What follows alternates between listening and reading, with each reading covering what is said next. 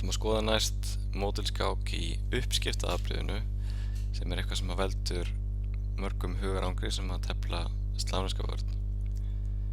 Og þetta skák frá árinu 2005 og hér eigast við Miljenko Medic sem hafði hvítt og serbneski stórmeistarinn Nikola Sedlak sem hafði svart.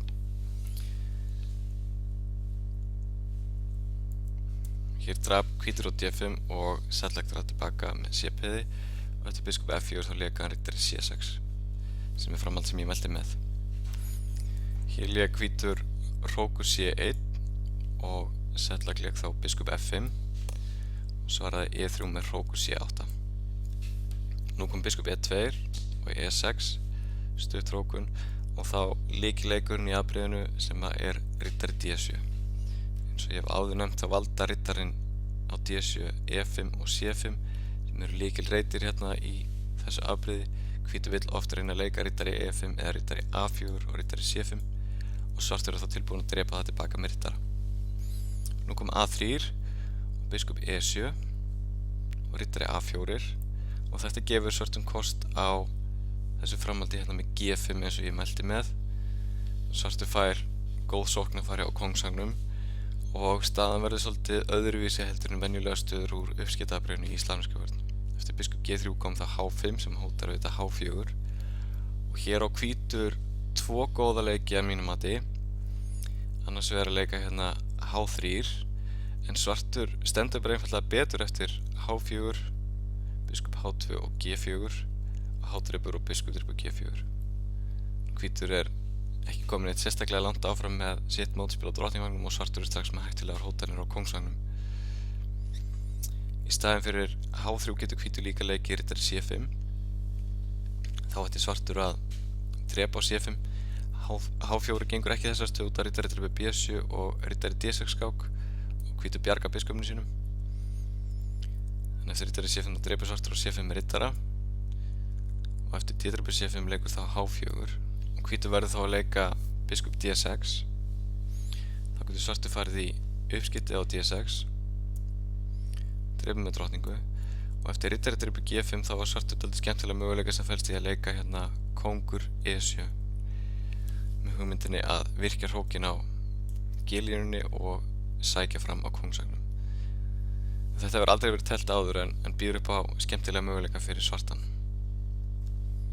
Við förum aftur í stöðuna eftir H5 þá lék hvítur í þessari skák hvorki H3 né riddari C5 heldur lék hann riddari E5 sem ekki góður leikur og byggir á smá miskilningi hjá hvítum.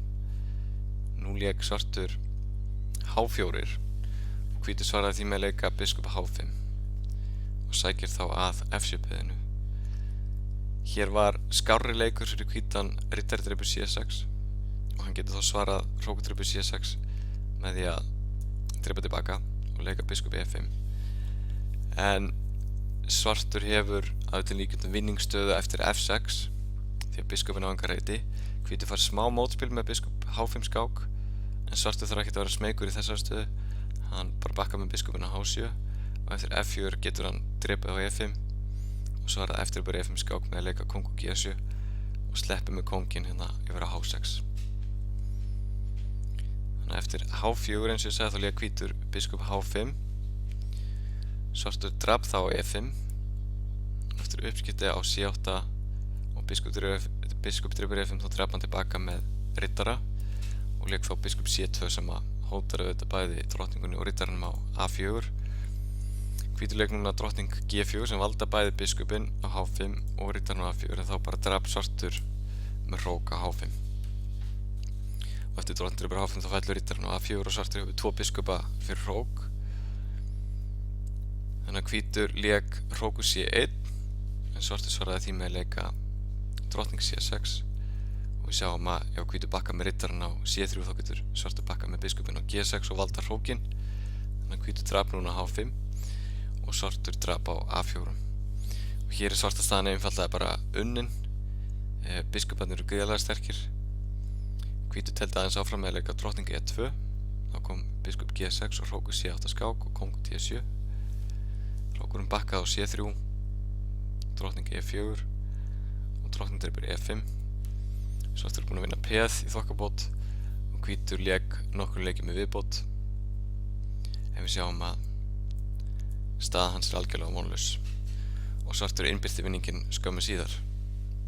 Lykillinn að sigri svarts í þessari skák var að mínum að þessi riddari D7 leikur sem eins og ég sagði áður valdar bæði E5 og C5 og svo þessi möguleiki svarts að sækja fram á kóngsvagninum með að leika G5 og H5 sem gefur svartum góð færi. Þetta er skemmtileg möguleiki fyrir svartan í uppskiptaðabyrjunni til þess að tefla til vinnings.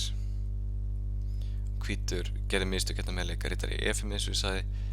Annar leikur er H3 en eftir H4 og svo G4 hefur svartur góða stöðu og eftir riddari C5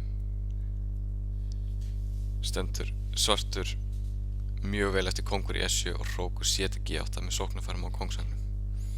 Þannig að þetta var ein góð leið til þess að svara uppskiptaafbrigði hvíts í Tjepanenko afbrigðinu.